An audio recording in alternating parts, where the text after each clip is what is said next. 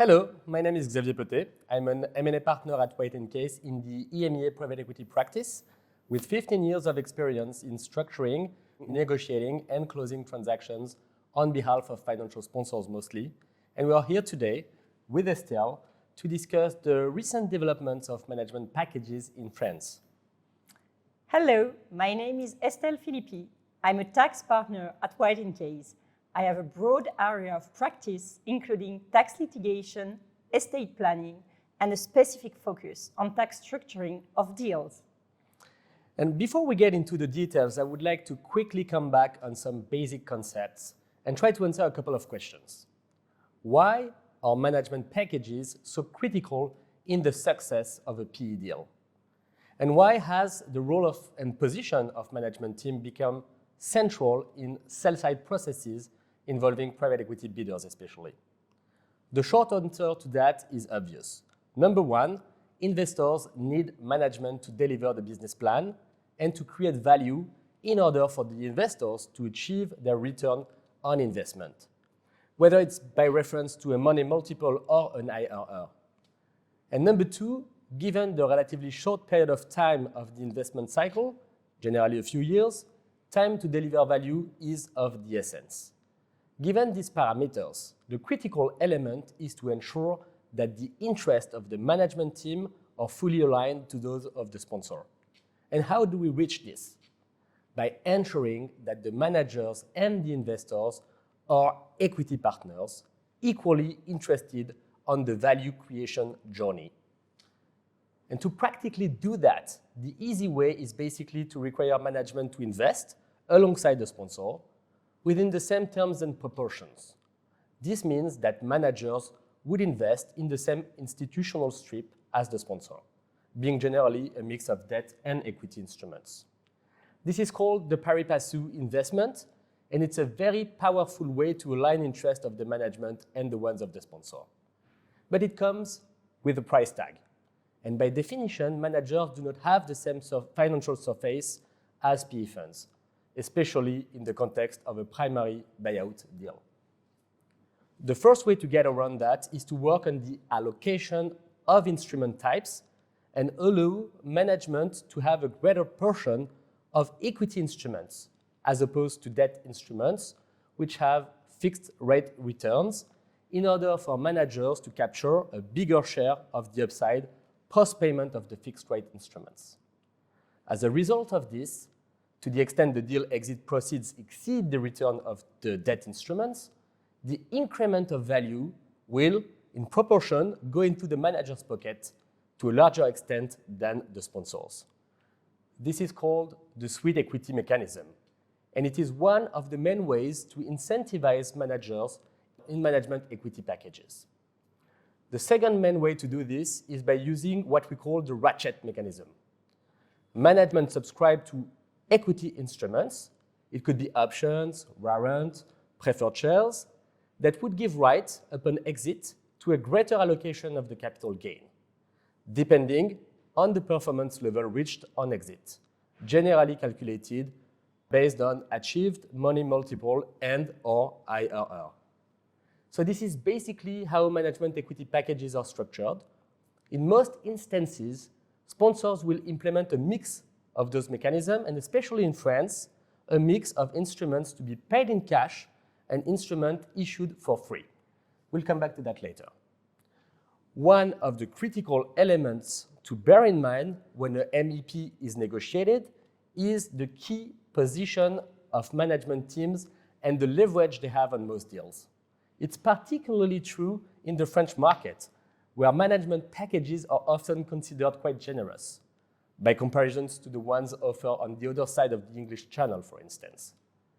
And this is the legacy of the past couple of decades during which PE houses have made significant efforts to differentiate themselves from their competitors.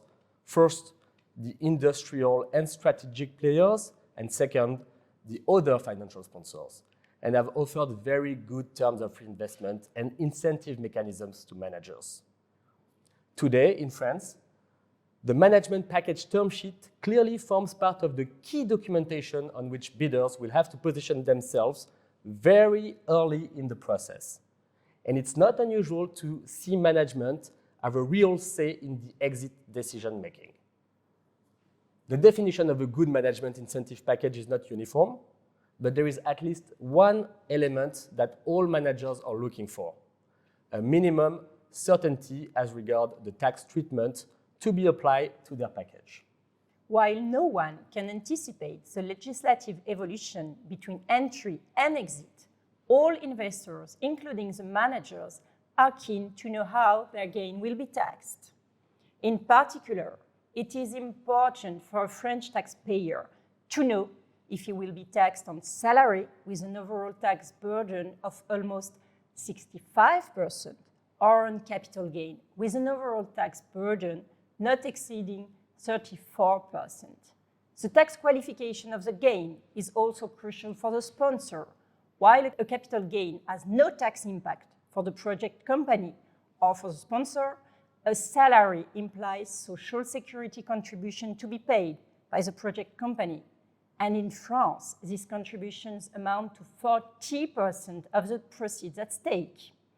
Over the past decades, the French tax authorities have regularly tried to tax the gain arising from management packages as salary, with more or less success. However, since 1 year now, the Supreme Administrative Court has ruled that the income from incentive packages are to be taxed as salary and not as capital gain if and when a unique condition is met, when the main source of the gain is the employee or manager's functions. While the case law has not defined precise criteria to characterize the existence of such a link between the gain and the functions, the court stated that the following elements have to be considered. First, the existence of clauses such as non-compete or loyalty clauses in the shareholders' agreement. This kind of clauses are related to employment contract, but not to investor or shareholders' position. Second, the existence of a lock-up period reveals that the instruments attributed as part of the management package are not freely transferable, so that their holders is not acting as an independent investors. Then, the existence of bad liver clauses is particularly scrutinized. While the packages traditionally provide for a call option in the hands of the sponsor, exercisable at a very low value in case of a bad liver, the French court stated that this creates a strong link between the officer position and the gain on the instruments. Since these three decisions of the French Supreme Court were rendered on July 13, 2021, the French market has tried to find solutions and pragmatical answers to mitigate the risk. Indeed, it is not reasonable to imagine concluding a deal with no management package, and the French legislator has not been willing yet to modify the law so that the level of uncertainty around taxation of management package remains high. And although in practice we have only come across limited situations where packages already in place have been amended or renegotiated since last summer, what is clear is that all new packages are obviously designed in a way to mitigate the risk of taxation of package elements as salary. What does this mean in practice? And is there a really deep change as compared to the old packages? First, new packages are still structured by using the same instrument: ratchet shares, sweet equity, and legal regimes such as free shares. We have actually noted a much higher use of free share programs that offer a legal and regulated framework with, by way of principle, no risk of tax requalification. But such kind of instruments are not always available, relevant, or sufficient. Free shares are a very good tool, but are subject to practical and legal constraints. One being that the free shares cannot exceed 10% of the share capital and by extension 10% of the exit proceeds allocation. And most of all, free shares also imply that the managers simply do not put money in the project, which obviously results in less skin in the game than in paid for cash investment. It is also worth noting that the overall taxation of free shares is higher than the tax due on capital gain. So, even if free shares programs are a good solution to the tax risk we just discussed, they cannot be a systematic solution. I think that the main evolution over the past 12 months concern the contractual framework of the management packages. Indeed, we have noted a deep change on the French market. The sponsors are now very frequently accepting to renounce to the bad liver clauses. This evolution gives, prima facie, a better position to managers and may impact, at the end of the day, the economics of the package.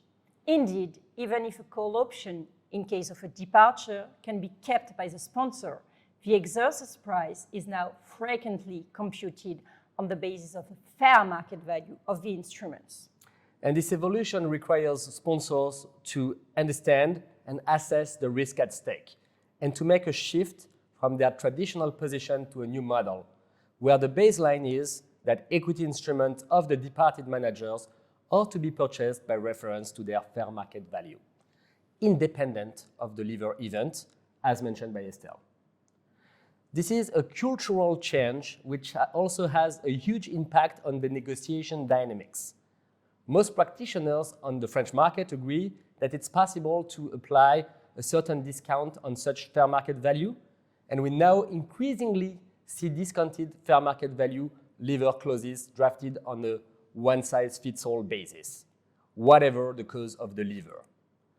To be honest, it is still a bit early to confirm whether these emerging new practices, namely the removal of the lock-up periods, the specific bad liver clauses, but also the non-compete and the other loyalty clause, will be sufficient to ensure a bulletproof taxation as capital gains, but the market is definitely trying to take the rules resulting from the case law on board in the new packages, given the huge impact that a tax requalification may have for all parties. We are also trying to put pressure on the French government to get a legislative reaction to have more visibility on this topic. Again, this is a key issue on the French market, given the role that managers can have in the negotiation of a deal and given the significant financial impacts that a reassessment can have. And to echo what Estelle just said, I would add that the uncertainty around tax treatment of management packages is quite an unpleasant headache, especially given the overall objective, which is, again, to ensure that the management team has skin in the game with a win-win approach. In the current situation, where the economy relies for a certain extent on the private equity ecosystem, a clearer and more pragmatic position from the French government would be indeed more than welcome. So we hope you enjoyed this video. Feel free to reach out if you have any questions. Thank you. Thank you.